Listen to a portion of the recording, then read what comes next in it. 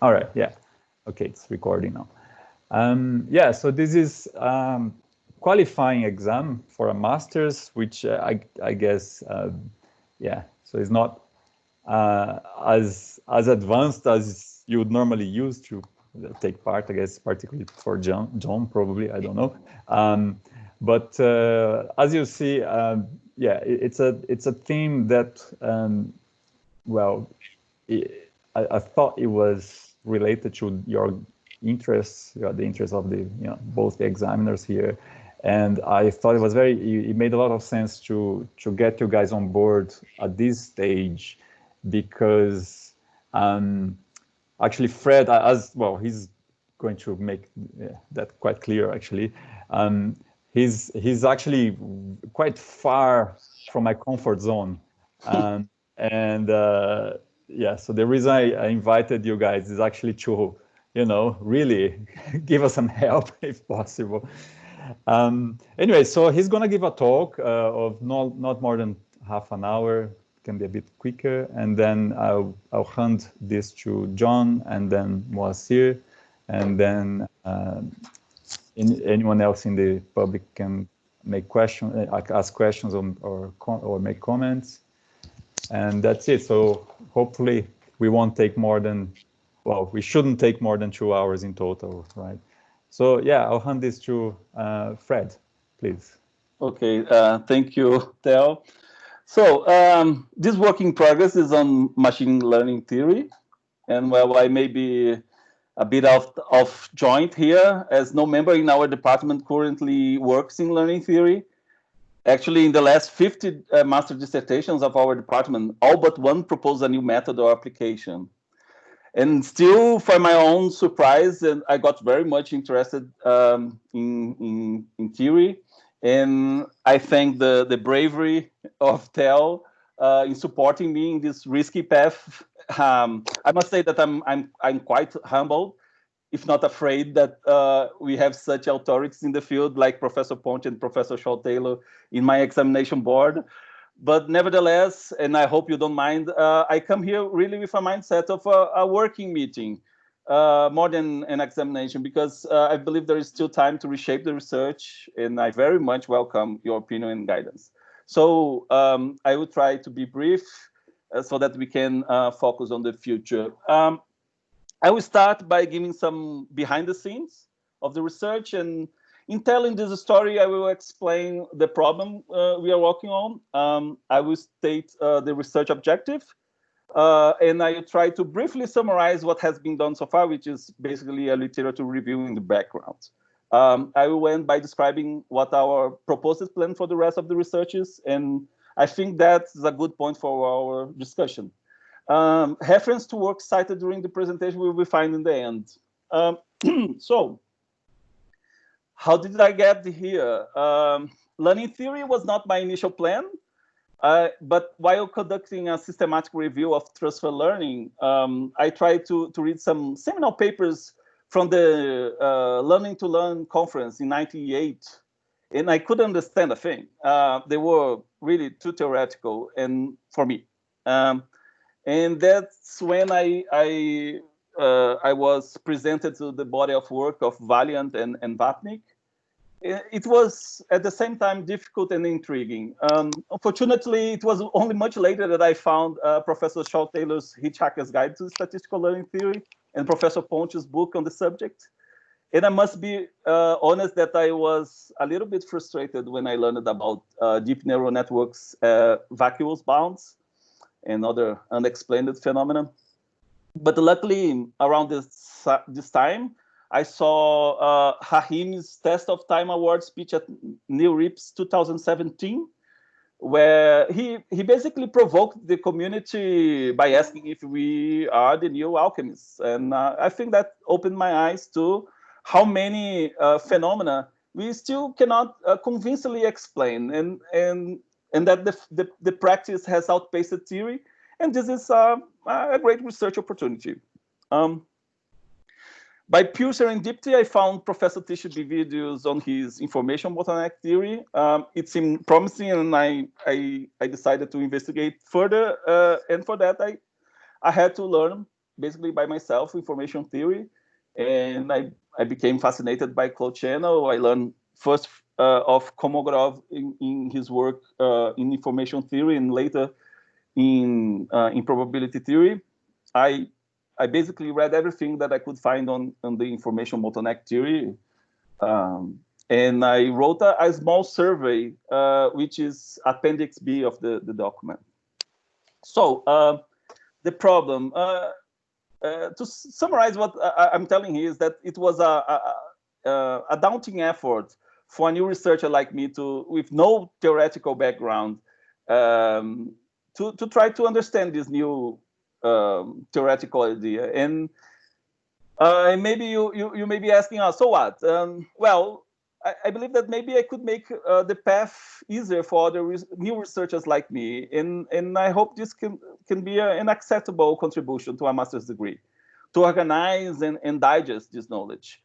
To the extent of my knowledge, there is no comprehensive review of the information bottleneck theory. Besides, I believe I can bring a unique contribution, not only because of my obviously newcomer's perspective, but also by connecting some new interests, this new interest in theory of learning with my old interests in philosophy. David Hume, Feynman's lectures on philosophy of science, and history of science in general. So to state my research objective is to investigate the information bottleneck theory and to consolidate the literature into a comprehensive digest.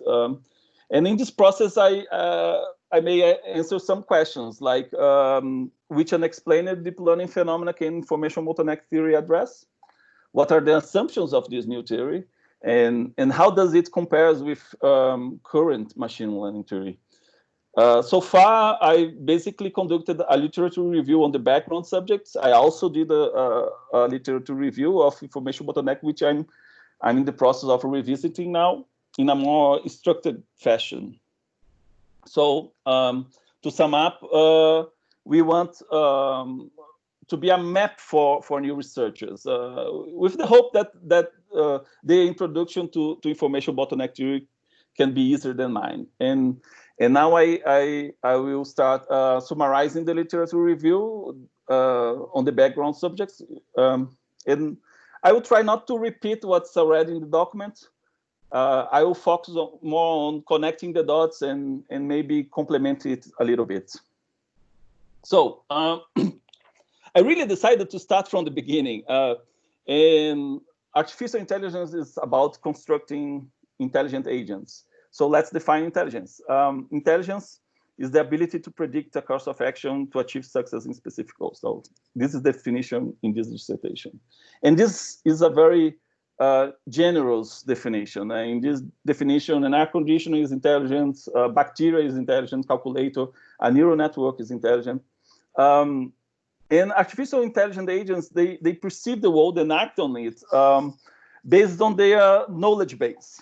They are, like in the picture here, their mental model of how they believe their environment is. And if they can learn, their model is a result of their past experience. The succession of perceiving and acting is like a conversation with the universe. Some kind of record of this conversation is needed so that an agent can change her future choice. So we arrive at that to build artificial intelligence, we need to develop a language to communicate, to record this knowledge. And in computer science, we know how to build formal languages. We may start from a wish list for the language. We want to build a set of axioms. And the choice of these axioms depends on what we want our agent to understand as knowledge. So it's an epistemic choice.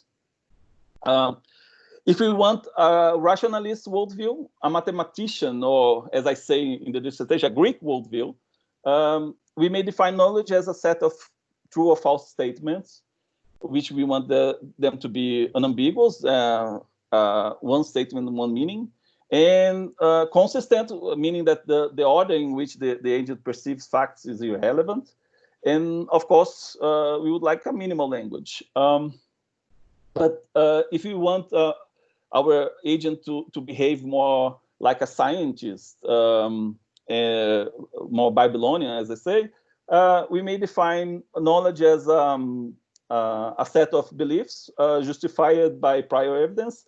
And besides consistency and minimality, it must also have what is known as common sense, which is a name that I hate, but merely means that the plausibility of compound sentences is somehow related to the plausibility of sentences that form them. And it can be proved, and also I pointed that Sowinski and Ariel Katisha proved that a formal language with the requirements on the left is equivalent to propositional calculus. And with the requirements on the right, actually the requirements on the right is the Cox axioms, which is equal to Kolmogorov axioms, from which he derived probability theory. In other words, logic is the language of mathematics, and language is the language of science. And interestingly, these different languages also relate to two movements in AI history, to symbolism and connectionism. And of course, also probability theory is the basis for machine learning theory. Machine learning theory deduces from probability theory, from the law of large numbers, bounds to the behavior of machine learning algorithms. For example, the expected out-of-sample error of a learning algorithm trained with so many examples. And here the learning problem is actually an error minimization problem. To choose from an hypothesis space the one hypothesis that best approximates the concept. And of course, machine learning theory has some common criticism, and here I'm listing some criticism that may be only valid for first generation machine learning theory, but with this caveat, here they are. No assumption on the unknown distribution, and we know that nature has some preference, and having no assumption is really a worst case scenario. No notion of time. The order of the examples is irrelevant. Independent and identically distributed sampling, which is something that is virtually impossible in practice. And as I said before, vacuous bounds on deep learning. And we also have some unexplained deep learning phenomena, as I said. I mean, actually, the problem is not that they are unexplained, but that there are just too many different explanations, which is a sign that there is no one general theory that will explain all of them. And as Feynman says, a new theory brings a new narrative, which can simplify several different explanations in one. And for example, even though Einstein's and Newton's laws of physics are precisely the same for most cases, Einstein better explained the position of Mercury during the solar eclipse because it's found in a very different perspective. It was not just an evolution from Newton. It came from a very different place. And in this new perspective, there was no need to give different explanations for edge cases that were not well explained in Newton's theory. So I believe that this is the case for a new theory also in machine learning. And which are these unexplained deep learning phenomena that I'm talking about? So in total disregard to current theory, deep neural networks with 100 million parameters generalize better than models with way fewer parameters. And also we have the flat minima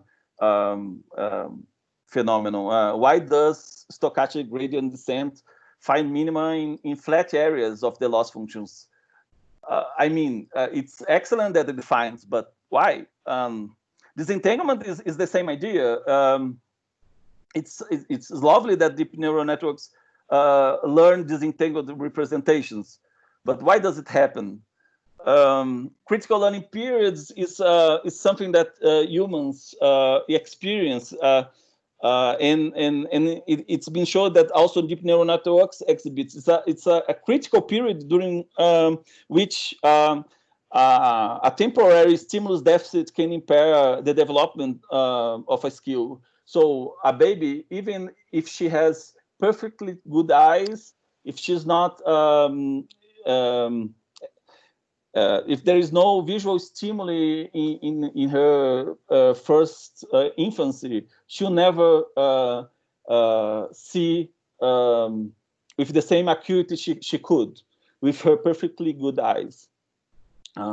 Superconvergence is another phenomenon that is not very well known, not very well studied. It was found by Professor Leslie Smith, and he showed that with a training strategy using cyclical learning rates, it was possible to have a training that converges much faster. And later, Jeremy Howard and Ruder also improved the open history approach, and with that, their students were able to train ImageNet up to 93% of accuracy in 18 minutes with regular GPUs. So what I want to say is that in the history of science, theories are often developed by studying man-made mechanisms that use the theoretical principles yet to be invented. So the devices appear before the theory that explains them. And Carnot developed his heat cycle theory by studying steam machines, and Shannon learned from Morse telegraphy, and I think the same is possible to develop a new theory of learning by studying deep neural networks. And and so we arrive in the information bottleneck theory. In the information bottleneck theory, a deep neural network is seen as a communication channel between the input and the representation. And we can imagine this picture as a deep neural network to classify images, for example, cats or dogs. And in the left, we have the input image, which contains in itself the information of the label, cat, represented in orange. And anything else containing the image is noise. So each layer will generate a representation of its input, the output of the previous layer. And the problem setting here is to find a representation that keeps all information that the input had of the label and nothing else. In other words, it's to find a minimal sufficient statistic of the input in relation to the label. And as Tishby says, this is like learning is forgetting. So learning is forgetting what you don't need to keep.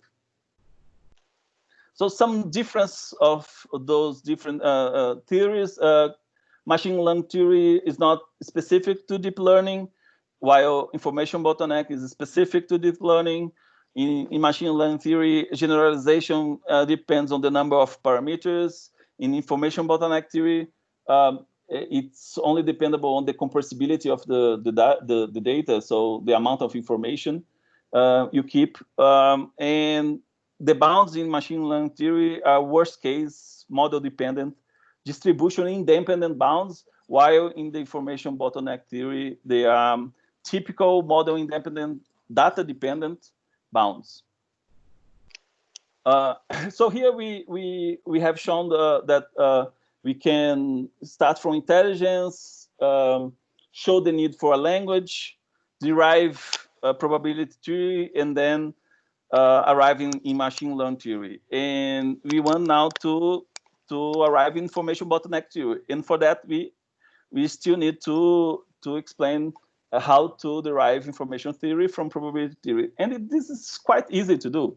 if we if we consider information as what change beliefs, and we represent it in this functional form here, meaning that the information is a function of the likelihood of the statement given the evidence, we can constrain this function to maintain consistency, to maintain the commutative property. We can say that an experience that doesn't change belief has no information, and if we constrain also this to the function to be continuous, we can derive Shannon self-information. And note here that for that we had to preserve the consistency. So here the order of events also irrelevant for information theory. And now, so we finally have starting from intelligence. We derived the need for language. We made an epistemic choice for building this language, deriving probability theory, and we then derived the information theory to arrive in the information bottleneck, and we can finally talk about the future, our proposal for the future. So what I'm doing now is I'm revisiting the literature in information bottleneck in a more structured way. Many of the articles that I first saw in archive have since been published in important conferences like CVPR, NeurIPS, and ICLR. And in this revisiting, I'm keeping a summary of and highlighting answers to unexplained phenomena and answers to criticism to current theory. I'm also conducting some very exploratory experiments, and I'm still not sure if they will be fruitful, but I'm doing that, and this leads us to one of our difficulties, is that we have many important deadlines in the next 4 months, and we are not sure if any of what was researched so far is publishable. I believe not, but more importantly, we need to find a good strategy to have something publishable, considering what have been researched and what I can experiment and I can contribute.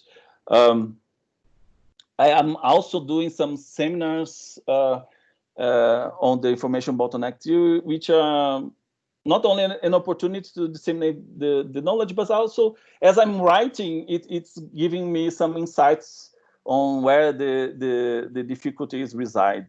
And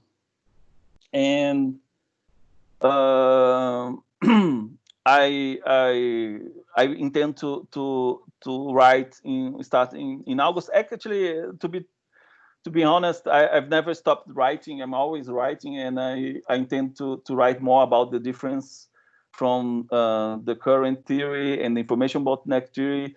I like very much how Vapnik he explained the problem setting, and I think this problem setting is something that has not been well explained, at least not in articles in the information bottleneck theory. And I also want to write about the explanations of some phenomena in this new perspective. I hope to have a version reviewed by my supervisor by end of October, which brings us to have the dissertation still this year, which I'm aiming for, and this will give some time for the board to review the defense, the dissertation, and I think that's it. That's what I planned to talk. The rest is just the promised slides on Heifer's. Thank you. And I'm open to questions and the discussion. Okay, well, thank you very much. Well, we could have opened for questions during the talk. I didn't think about saying that, but anyway, I guess we just, we'll follow the ritual and maybe pass the word to John. If you want to start with comments, questions. Sure. And no problems. Yeah. I think, Fred, you're still sharing your screen, but okay. if you, okay. So, well, thanks very much, Fred. There's a very interesting report and presentation. So maybe the first question is just to, in a sense, try to get an understanding of what, I mean, if you see there are any weaknesses in this bottleneck approach. I mean, the way you're talking is a bit like, you know, this is the best thing since sliced bread, and it's going to solve all of our problems. That's true. And you know, maybe, but I would assume any theory is, you know, has strengths and weaknesses. So I just wondered if you had a sense of where it can most contribute, where you see. And I think, you know, probably you would accept that it's not fully developed yet. No, it's not fully developed. So in a sense, it would be good to understand where you feel work is needed in order to bring it to its full potential, and then, you know, where its strengths are and where, you know, if you like, some of its weaknesses might be. Maybe that's my first question. Okay. First, let me talk about the limitations. I think one very clear limitation is that this theory doesn't address the problem of not having a notion of time and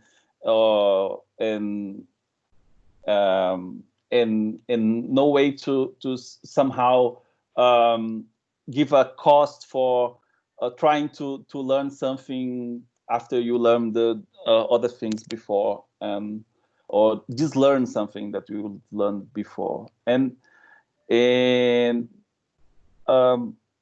But anyway, I think that the strengths of this theory is that it can explain different several of these different phenomena with one explanation, and I believe this is the biggest strength, and also the fact that information theory, okay, it's new for me, but it's a very well researched topic, and there is a lot of research there, and to so if we can bring this knowledge to more of this knowledge to machine learning, it can be fruitful. So I believe this to be the strengths and also the limitations, some of this weakness. And well, and one of the weaknesses, and I believe is actually an opportunity, is because there is a lot of work needed to do. I mean, the knowledge is somehow it's a little bit scattered, because every paper has a specific objective, and even though sometimes there is a hint of an explanation here and there, there are a lot of big gaps, and so it's quite difficult. It was, at least for me, in my perspective of a new researcher, to fill these gaps. Tel may remember that sometimes there was one step or other that I spent a lot of time and requests a lot of help from different teachers on why this is like that, and it was a discovery that that they helped me, and it was not clearly explained anywhere. So I believe that this is the biggest weakness. And I think that maybe I was a little bit too excited during in the writing, a little bit too opinionated as well. And I think this is a good criticism and something that I'm considering revisiting in the rest of the research. Yeah, I didn't mean to imply that, by the way. That wasn't what I was trying to say. I was just trying to get a good understanding of what you were interested in. And I really like what you answered now, because you've also highlighted that, often the comments are in different papers and some of the derivations maybe are not so clear. And it's not so clear what's there and what's not there.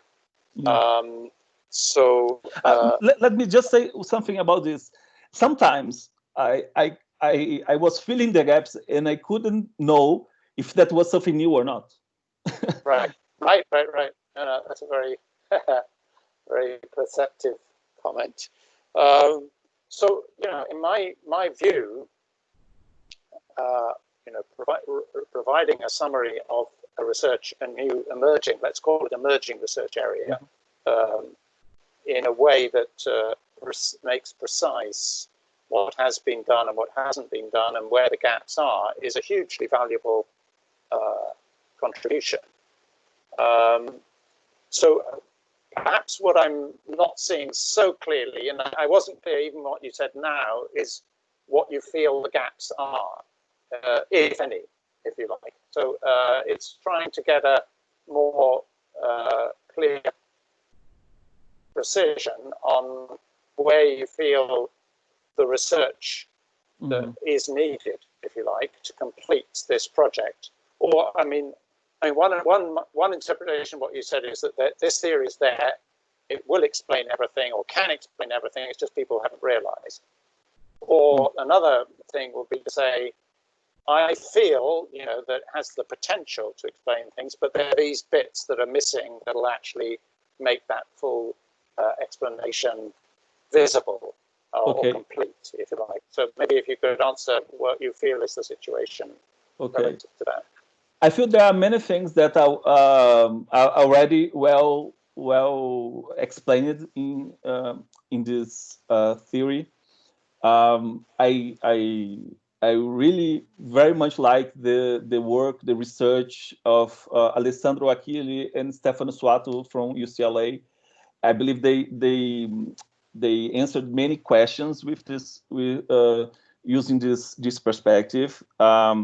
For instance, they show the emergence of disentanglement and the flat minima. I think that their explanations are solid for that. I still think that, as I said, even in these areas where there are good explanations, probably due to space restrictions, they just assume a lot of things that, like for me, that I didn't come from information theory and not and I'm starting in this path now. It was not at all obvious, even in this area, but I think there is a lot to be done on and really structuring the idea as a theory of machine learning theory. Like what I mean, when I read Professor Ponti's book, or even if I go to something that I only can do afterwards now, to the original papers from Vapnik and Chovanensky, and they structure it in a very it's very well structured. You have a very clear problem setting. You have a very clear path of thought in the theory, and this is not something that we can find in the information bottleneck theory. I believe things are more they're not well explained. There is no there is some glimpses and hints that this can be explained this way, but for instance, let me give you one concrete example. When I say that machine learning, the information bottleneck theory is a typical model independent and data dependent, give this kind of bounds. Okay, this is something that was said in a video. I believe to be so. I can understand where this thinking came. I did some work on that, and I understand where is the ground, but it's not stated anywhere. So there is no article explaining that. There is no article explaining that. I've seen something. I've seen some papers, recent papers, not paper. I saw a very recent PhD research that was published this year, and I just saw that there is that is trying to create what is called in the spirit of pack learning, and so it's like IB learnable algorithm. So there is a PhD thesis that is trying to define what would be information bottleneck learnable algorithms. So, but as I say, this is very much scattered, and there is no a place to find everything in an organized manner. Yeah, no, I think that's, as I say, I think a review achieving that would be very valuable, certainly. On the point of flat minima, I think there's probably, been earlier attempts to explain that phenomenon. I mean, David Mackay, back in the first, generation of multi-layer networks, did a Bayesian, evidence. So, he linked the width of the local minima, or the flatness of the minima, to the strength of the evidence for the model. So, again, I mean, it's linked to Bayesian theory there, of not generalization, but Bayesian evidence for the model. But more recently, Carolina Gigate and Dan Roy have trained deep networks with the criterion of creating broad minima, flat minima, and actually optimizing a pack-Bayes bound on generalization with actually very promising results. So that's certainly another way of approaching that problem, which might be worth contrasting. I'm not saying which is right or wrong. You know what I mean? I think for most interesting phenomena, there are several explanations. I mean, certainly if you think about, generalization theory, there's now been at least 3 techniques that have been, or sorry, more, but at least 3 that have been used to derive generalization bounds. It's the sort of covering number argument, there's the Rademacher complexity argument, and now there's the pack-Bayes approaches that are all, achieving similar type of results, but have different properties. And while they all work on this assumption of, what you call no assumption of PXY, therefore worst case, I think is a little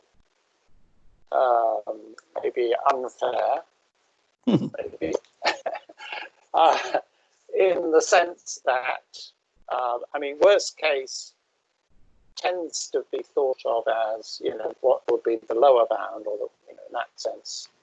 If you think of pack learning, there was the worst case pack-Bayes, the pack learning results due to, well, I've forgotten now who they were originally, but they could have been Valiant, but I don't think it was. But anyway, whatever, where showing that the VC dimension characterized learning, and so was worst case.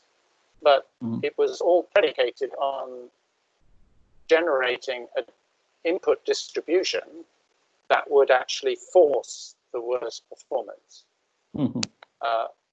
However, that says that, you cannot learn with infinite BC dimension, let's say. I mean, you cannot possibly learn because, however, sport vector machines have infinite BC dimension if you use a Gaussian kernel, and yet they learn, and there are backbounds for their performance that are non-trivial. The point is, although it's worst case, there are ways of taking into account that the distribution is not actually that nasty distribution that gives you the worst case performance.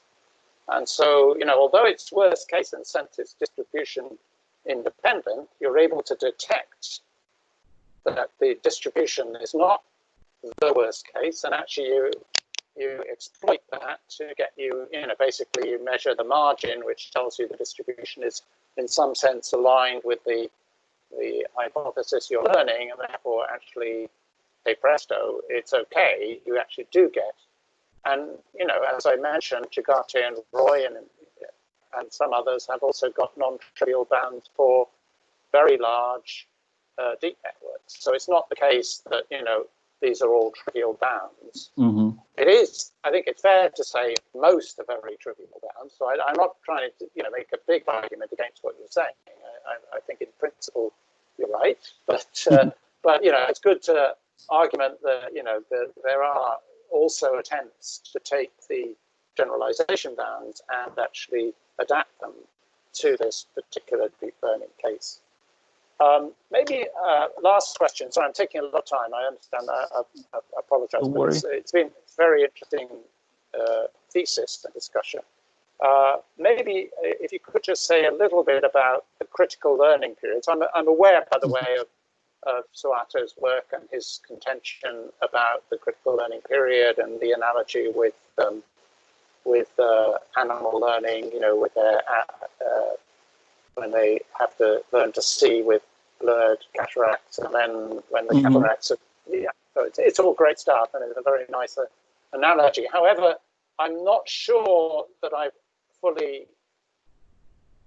grasped, and maybe you can help me understand, how that relates to the information bottleneck hypothesis, in the sense of,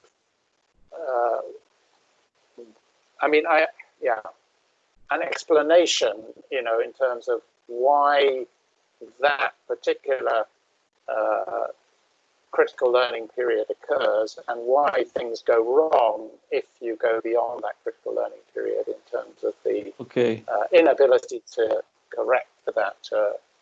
If you have any thoughts on that, I'd be very interested. I will probably have an answer in by the end of the dissertation. To be honest, I didn't spend much time in this problem. I just highlighted it because I find it in an interesting problem. And I know that Suato and Achille, and I've read the paper, but I really didn't do much more than read the paper. And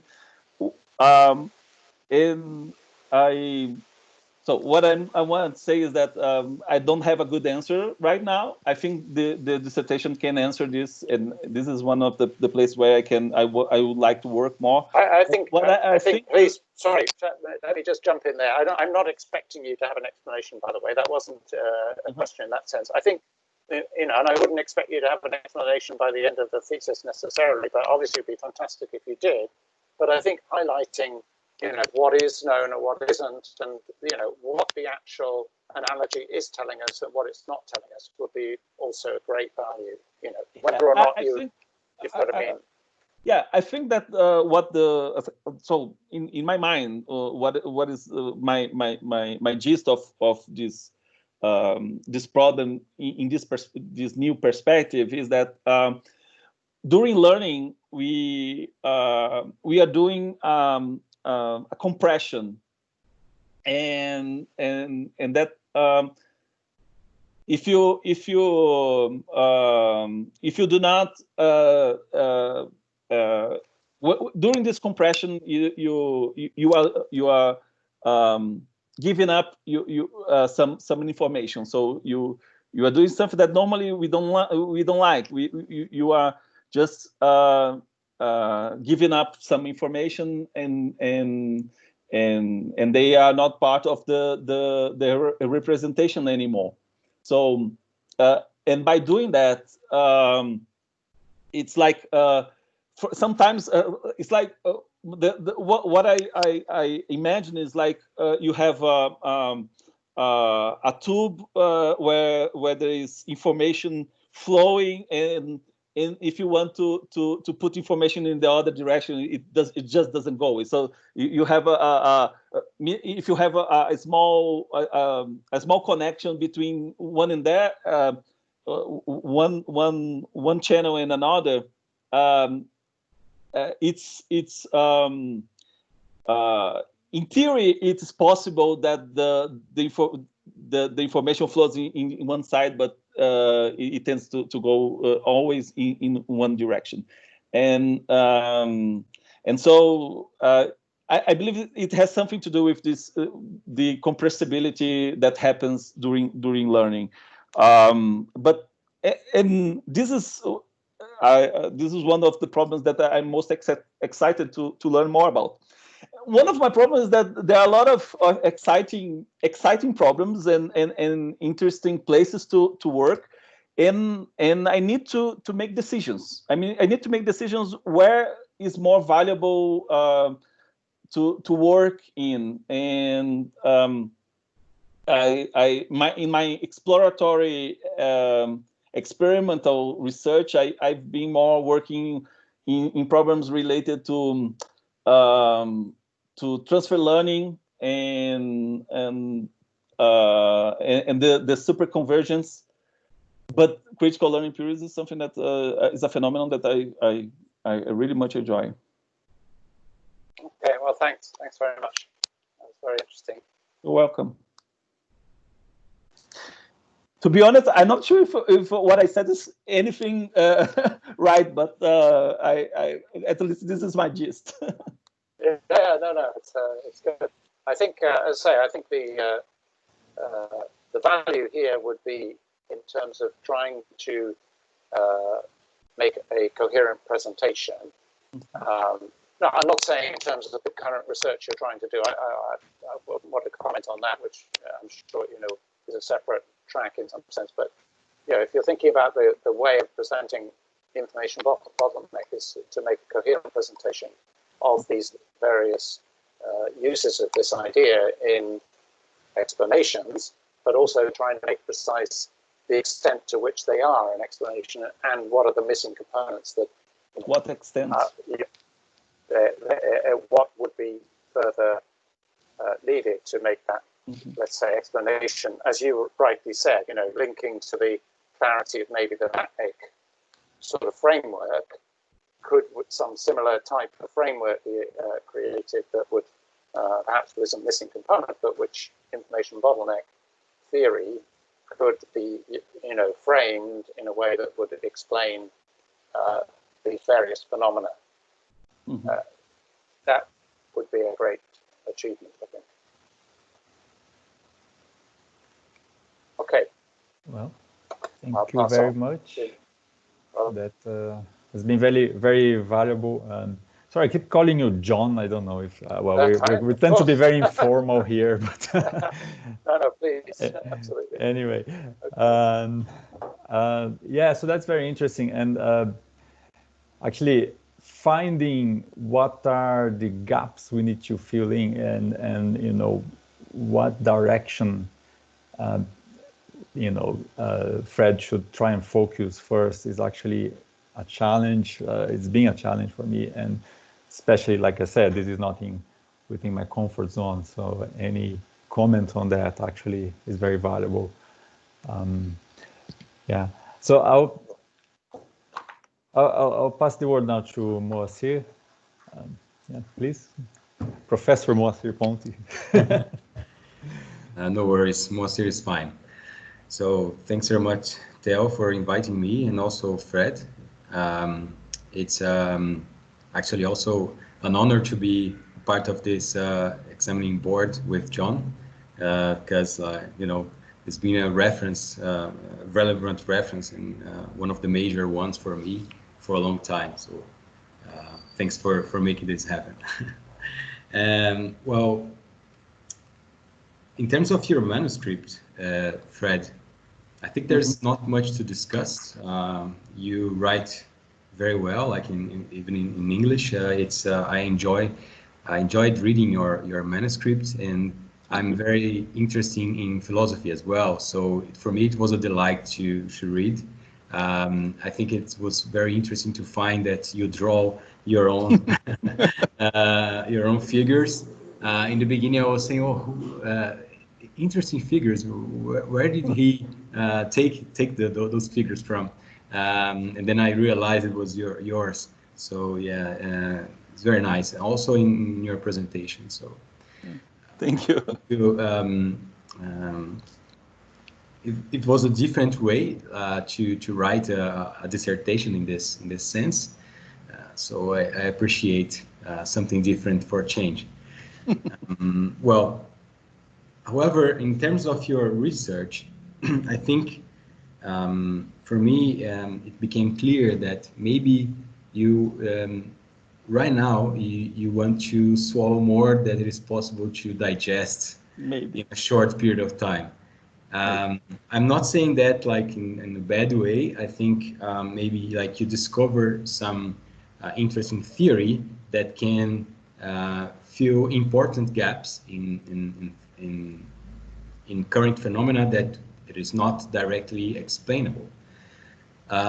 Because understanding, organizing what many researchers have been doing is a Herculean task by itself. So when you take everything and then you try to organize them, it's very hard. And we mentioned that Chervonenkis and Vapnik has very well structured theory, but remember that it took them quite a long time to do so.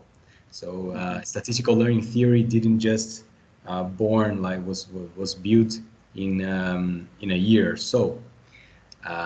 It required lots of time, and they even made like mistakes, and then they correct them. So it's quite a huge task to put this together. And I realized by like your answers to John that sometimes it seems like information bottleneck theory, it's also scattered in your mind. Maybe like how can you use that? So if we just think about what information bottleneck theory was meant to be in the first place. So it is a way to find a compromise between accuracy and complexity, right? Mm-hmm. So in terms of theory, like when you quantize a variable, so you have a variable and then a random variable, and then you quantize it and to reduce the complexity. And how can we do that and also keep a good accuracy with the model that you're trying, with the phenomena you're trying to model? And I think that maybe this by itself is worth like your efforts right now. So I read, when I was reading your manuscript, and then I found in the, let me check here, in Appendix B, I think it is. I think it's a draft of a paper. Yeah, it's a draft. Yeah. Okay. It's a small survey, initial survey. This was the initial work. It's a draft for a work that that made me realize that I needed to spend my dissertation. Okay, so I need a whole dissertation at least. And actually, Tel told me to forget about masters and go directly to a PhD, because this was more like a problem of the beginning of a PhD than a master's. But I insisted that I wanted a master dissertation. But, yeah. Yeah, I think it's this is fair. So so the first thing I want to comment that maybe you really want to close to narrow down your aim with this, because you only have like 6 months or so, and I think this would be like a huge contribution if you can just summarize the papers that you cited on your last chapter, and point out what people have been doing, what were they accomplished, and what in the basics of the theory still needs work to bridge this gap between information theory and deep learning. I think this would be sufficient in my opinion. So you mentioned many points here. When you see like machine learning theory, you say like there is criticism because it does not try to be to cover many scenarios. So it doesn't have the time domain. It doesn't assume fixed probability, joint probability distribution. However, I think this was a choice of the people that were developing this theory, because when you try to embrace too much phenomena, then you have to relax your assumptions, and then you lose the tight bounds that you have. So you only can find tight bounds when you assume something. It is very hard, and when you describe in the beginning of your manuscript, when you describe mathematics as a tool to that organizes science, this is what math does, right? It tries to model things that sometimes you cannot model. I once was in a lecture by a physicist, and he wrote an equation in the board. It was an equation that explained the pendular movement. Mm-hmm. And then he asked the audience what was missing from that equation, and everyone said, no, the equation is perfect. It's just right. And then he said, well, this equation is well, lacks everything else. So everything else is not explained. So it's just explaining this, but it doesn't explain everything else. So there are many phenomena in deep learning that are still not explainable. Disentanglement is one of them, but it is not that easy to obtain. So disentanglement is not something that you have for granted in deep learning. Sometimes it doesn't happen. Sometimes, as you mentioned in your manuscript, sometimes what happens is overfitting even in terms of random labels. So if you let the model to be huge or sufficiently complex, it can fit random labels. So this disentanglement is not trivial.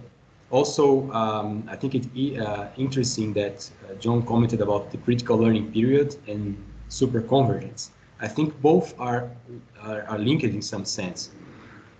I've been studying optimization for deep learning in this sense, like in trying to understand whether we can do something to guarantee that is learning is really converging. And there is a very interesting paper from Leon Botou. It was published at the SciAm Review. I write that down for you, like for the references I can send you later. It is optimization methods for large-scale machine learning. And in theory, when you perform stochastic gradient descent, you only guarantee that it's really optimizing the loss function on the first epoch. So we only have theoretical guarantees for gradient descent for the first epoch.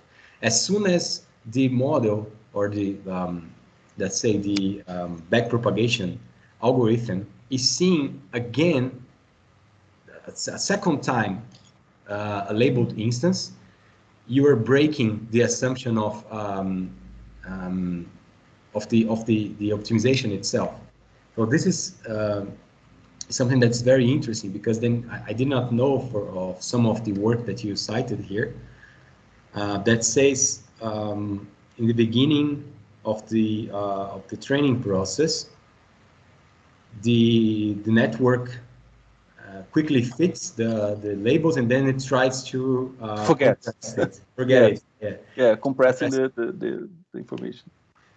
So I think maybe this, in my opinion, this is something that is easier, like to bridge the gap, like from information theory and deep learning.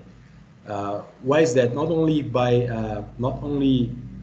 in the optimization sense, but also there are many recent work that showed that pruning networks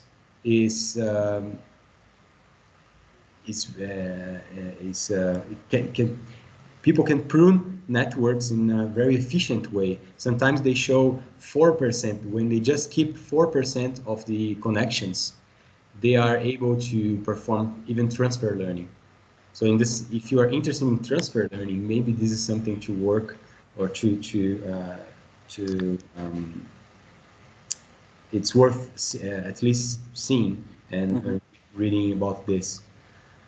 And there is, as also John mentioned, there is already some efforts on trying to find generalization bounds for deep networks.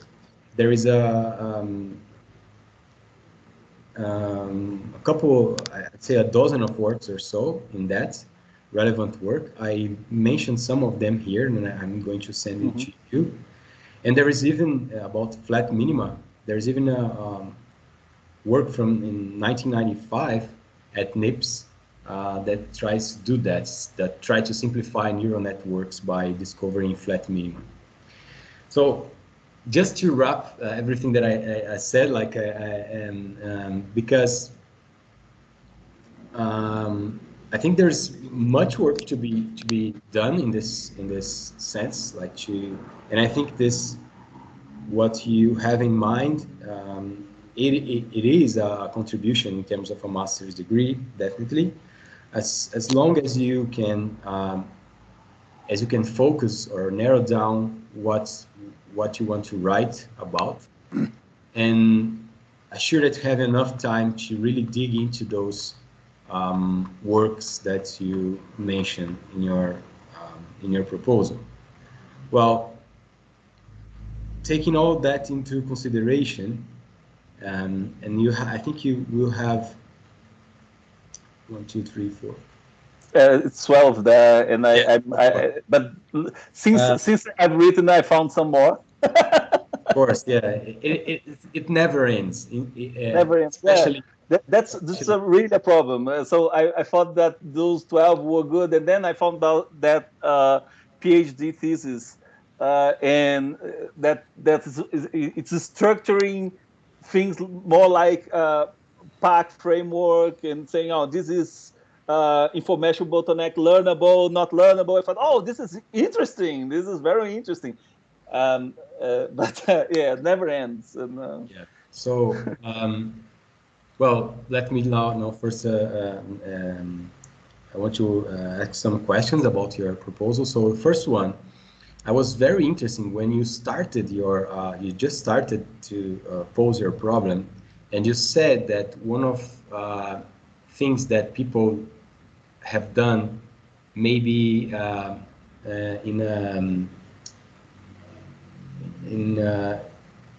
without any worrying about what would be the consequences, it's just throwing computational power into the problem. So if you just like stack many, in the past we've seen that we just stack many classifiers, or trying to find ways to combine classifiers, for example, or so boosting methods and and something like that. So you just throw in computational power, you randomize stuff, and then you try to find many predictions, and then by combining them, you have made so much, like you process so much data, or the data so much that of course you're going to gain some accuracy. And now we are trying to do that, or similarly with data. Yeah. And I think that is very interesting. I think that's I think it is the thing that most like grasp my attention. Yeah.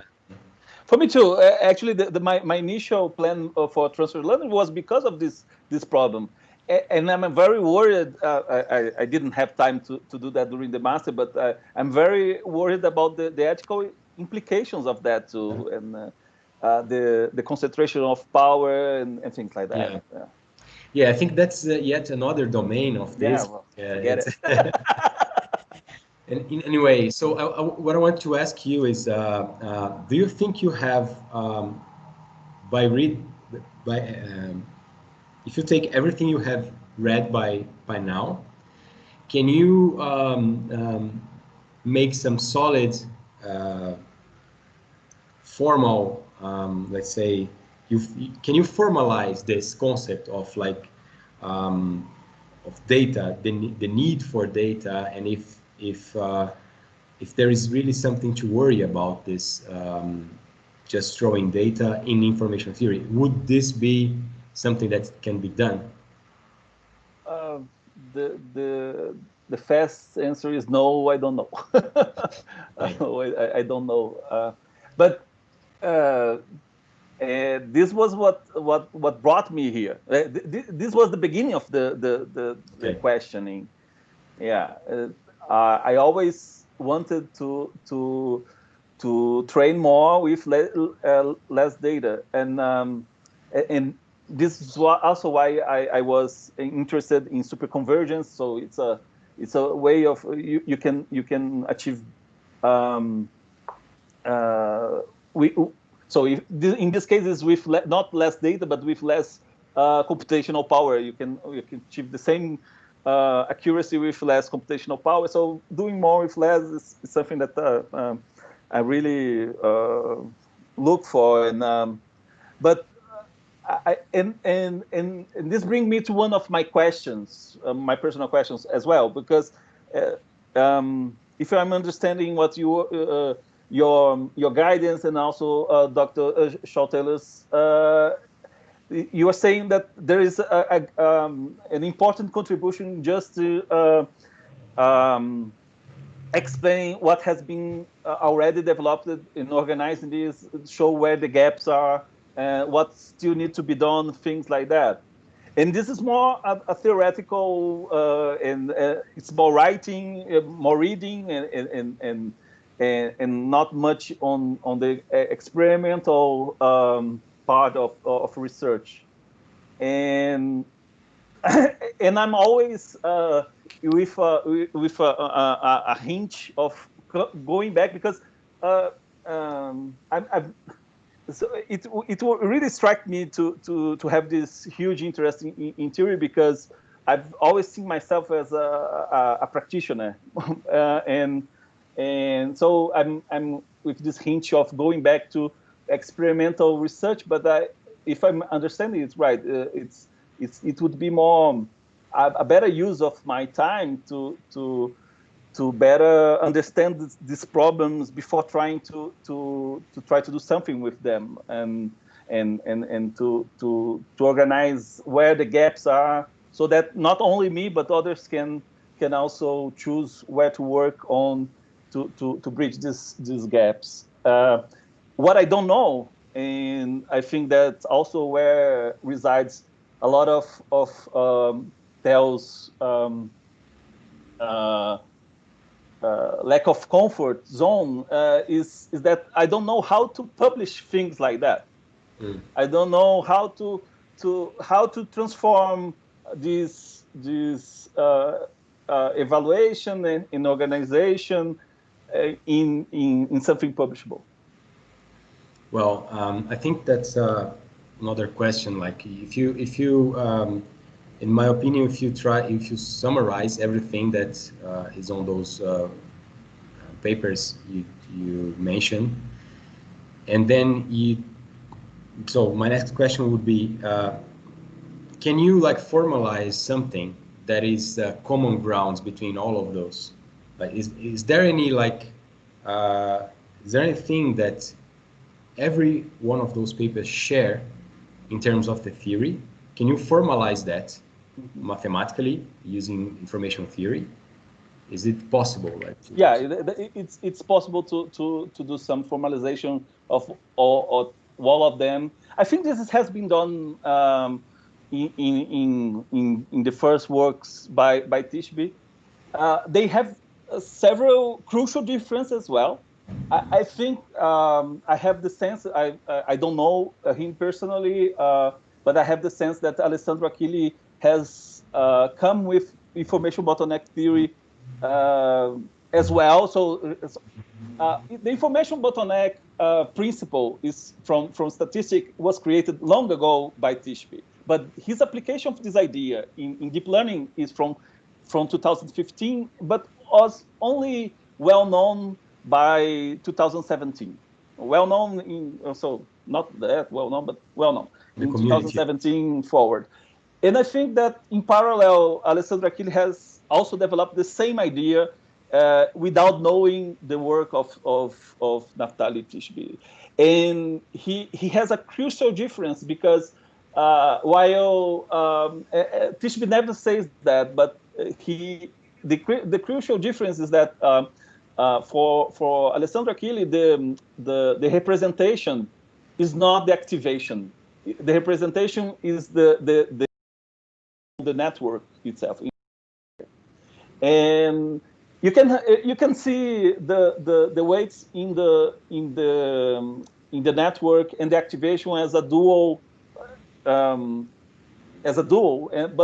but coming from this perspective, I think he explains much easier than Tishby, so that there has been some criticism to some choices, to some experimental choices of Tishby and many things, and all the experimental explanations and proofs that, or not proofs, but indications that Alessandro and Achille and Suato did are more solid. So even in very crucial things, there are differences. But I do believe that the idea of, like you mentioned that in statistical learning theory, we have an optimization problem with two parts that are always fighting with each other, precision and complexity. And coming from a principle of information theory, you find another optimization problem that is not that is only one-sided. So it's only one-sided, and more. Every time that in statistical learning theory you create a loss function, you are in metric space that is not the space of the distributions. What I mean by that is that sometimes the information bottleneck theory is all about optimization in the distribution space. So you don't have sometimes a small difference in distribution means a big difference in the loss space, and also everything that you create is dependable on the choice of laws that you have, and this is something that you don't have in the information bottleneck theory, and this kind of thing I think is fundamental and is general and it's well established. Okay. In this sense, how can you say that what you're trying to accomplish is different from what Achille already have done, like in his PhD thesis? And I think this this in the end it boils down to that. Like if you want this to be publishable, you want to have something that, well, he went so far with the theory, and however there are many papers or other papers in parallel that were parallel studies that put efforts in different domains of this theory, and there is no common ground. So what we are doing here, we are just like proposing some formalism that tries to in some way make something uniform between all of them, and then points out where one fails and other well, that would be something that is publishable as long as you can like summarize all those works and then put this together in a kind of a review paper. And then of course if you find if this ends up like taking you to practical considerations on what to do and not to do when using information bottleneck theory, then you can of course run experiments to, even if like those are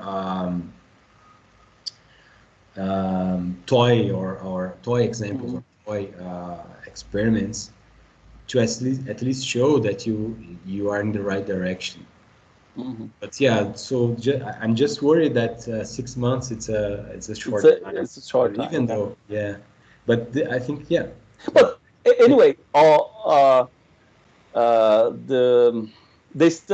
started studying this April last year, and I've written all that you saw, but the chapter on information theory in 4 months, and so I believe that I'm worried about the time, but I'm more worried about what to choose to put in this time. So if I know what I have to do, I work a lot and and read a lot and fast, but I'm not very good in deciding. Well, yeah, I think what I think that's important now is like to decide what the roadmap is, right? So you have your in your proposal, we have seen what you intend to do. In terms of, there's more like bureaucratic stuff. So you have to write, review, discussion, then like actual the work plan doesn't have like Kalo. So I'm going to finish reading all those papers, and then next task I'm going to focus on find what they have in what they share in relates to theory, and then I'm going to next find what they differ, in what aspects those differ, and where are the gaps. So I think there are 3 steps, in my opinion. Of course, you may disagree, and I think there are 3 steps. So really knowing those studies that you showed here, understanding what they have in common, formalize it, and then pointing out the gaps. I think those are where, without this, we cannot do anything. But then after that, there are many things that can be derived from. So after that, you can explore or think more about critical learning period, super convergence, and then transfer learning as well, because I think that's, in my opinion, something that can really explain, better explain how transfer learning really works.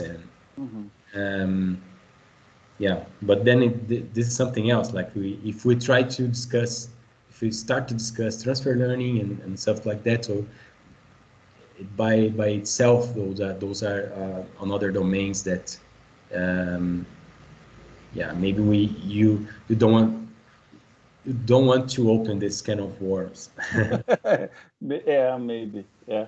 Well, I think I'm now getting a more clear path ahead, but and I think I was a little bit concerned that I wouldn't be able to like explain some things in superconvergence or in transfer learning in this time period. But what I'm thinking now is that I don't need to. I may use these experiments. Do the experiments more to understand better Yeah. what the papers did, and this is something that I was trying to do, to replicate the papers, just for me to have a better understanding of what they mean and what they do and what they don't do, then to eventually bring something extra. And Yeah, if you can show us some like alternative um, representations of those concepts. So, and if you can put it in, sometimes in mathematics, when you have like an algebraic view and then a geometric view. So with those, I can complement the understanding about that. And with probability theory, it's kind of hard to draw graphs and such. And sometimes that you have so much, like when you have to do that, like let's say graphically in 2D, sometimes very hard. You have to split into different plots, and it is something that's hard to be done. So if you can also not only formalize it in a more uniform way, but also share like experiments or anything else that can help understanding what the concepts are and what are their impacts on practice. yeah, your book is a lot like that. Yeah. Yeah. Like this is what I try to do, because this is the way I often like. For me, it was like I spent I don't know 8 years or so studying statistical learning theory, and it's very hard. Like it's not something that you just grasp. No. And when I in the beginning, so when we were writing the book, I tried to explain in a way it was easier for me to understand. Yeah, well, but I like this way. I think one of the sources for me in statistical learning theory that helped me a lot, and I knew it before the book, was your co-author's videos. I don't know where he was. I think he was abroad. He was in France, something like that. But Yeah. and he explained it in a very personal point of view, and I enjoyed that. And I really like the book as well. So Thanks for that. So anyway, what do you think would be the roadmap for your dissertation from now on? Well, considering everything that we discussed. well, I think that I will concentrate in this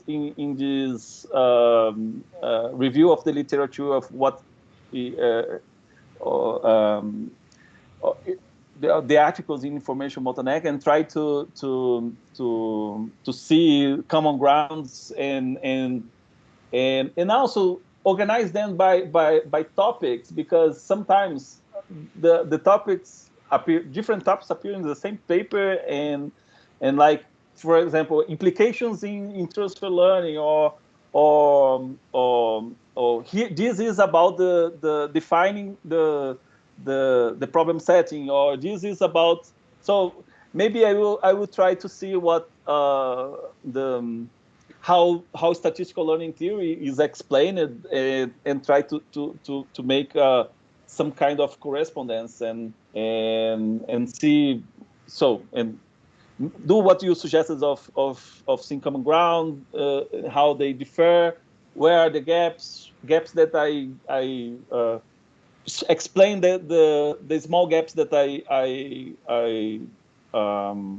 I'm feeling and the ones that I'm not feeling, because sometimes they I'm not sure if I can explain this, but sometimes things are just thrown in the articles.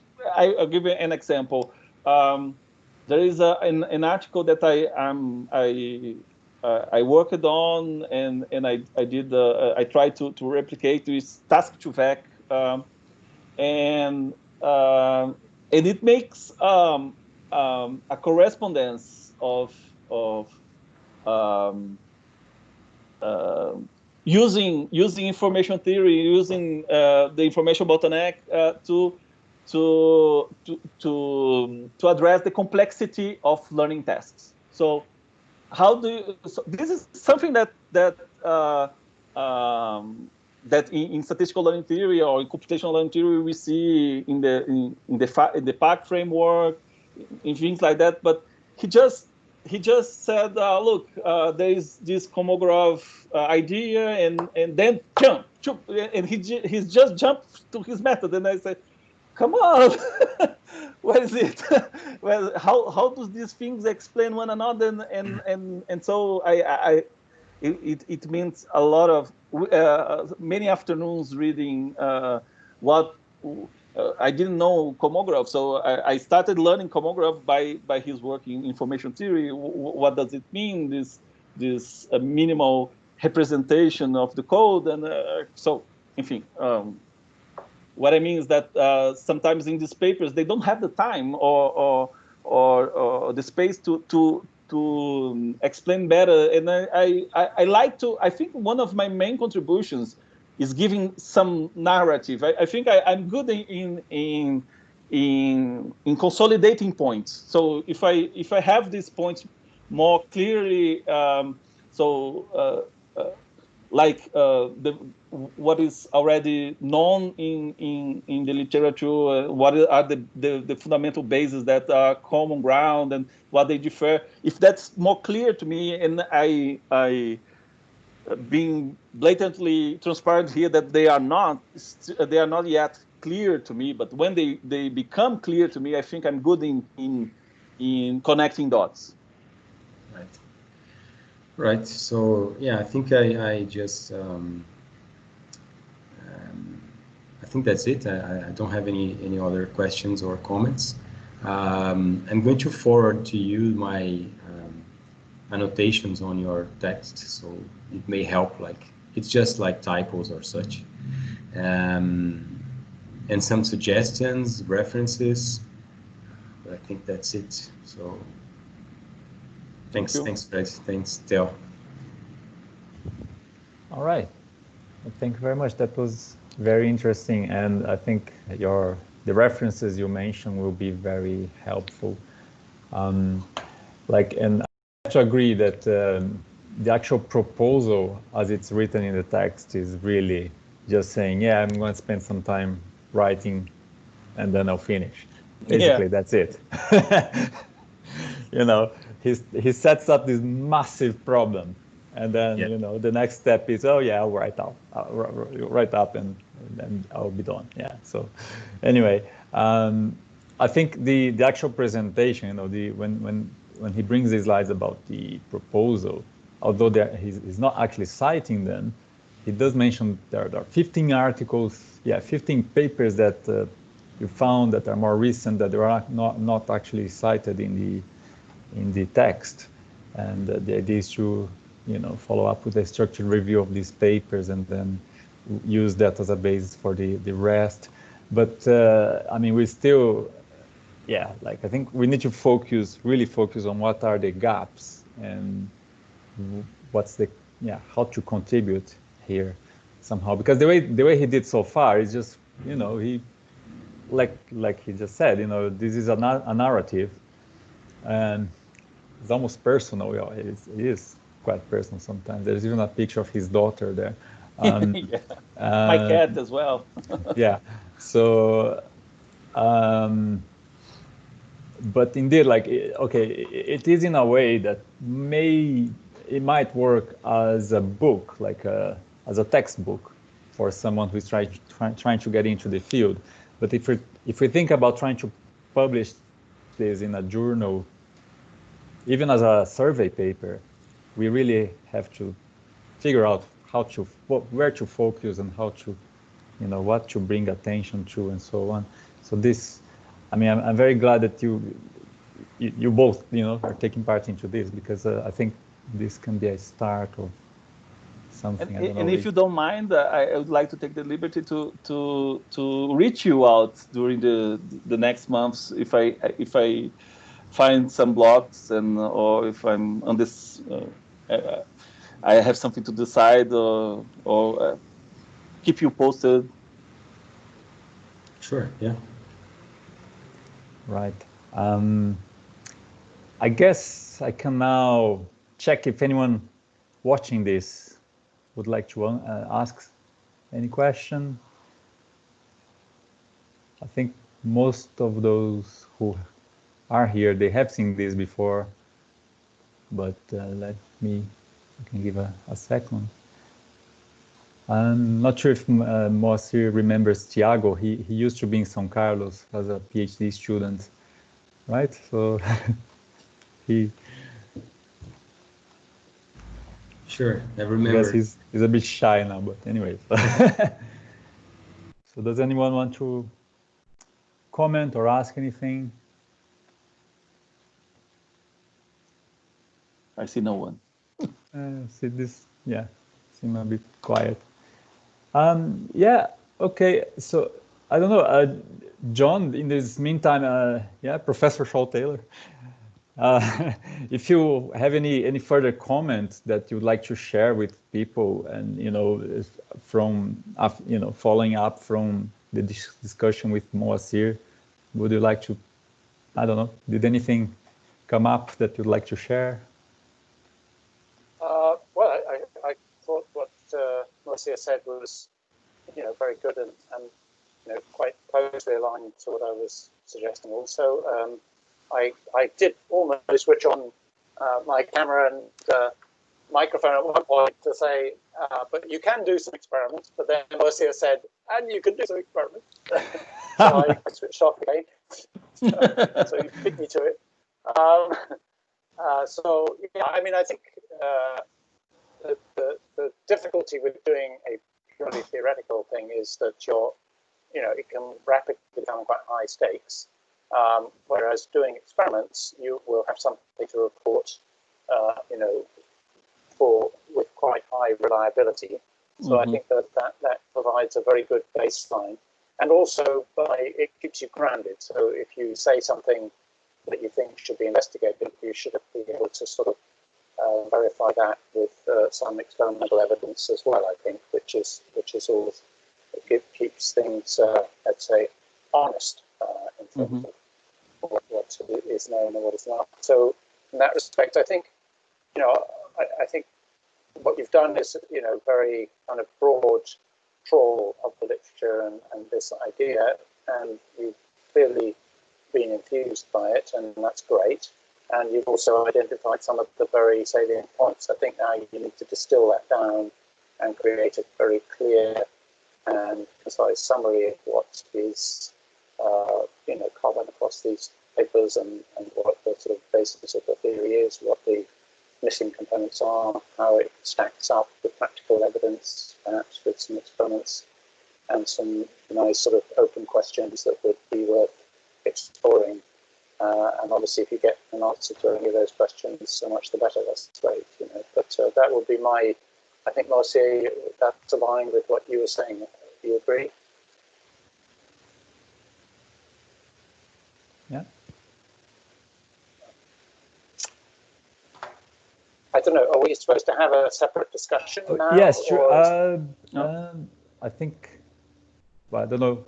Do you have any final comment, Fred, before we finish the public part of this? And no, I have not. As I said, I will be.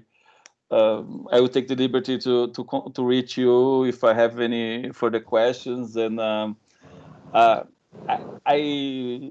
I know that I don't have much time, but and this is one reason to sometimes check during this period if I'm going in the right direction. And but yeah, so Okay. that's it. I'm glad that we have this talk, and I thank you very much for all your thoughts. Well, thank you. So let's. I guess I just have to spend a couple of minutes with the examiners now, and so I'll ask everyone else to leave, including yourself, Fred. Okay. So, to leave the room. Okay. Thank you. Thanks a lot. Okay. Bye bye. Bye.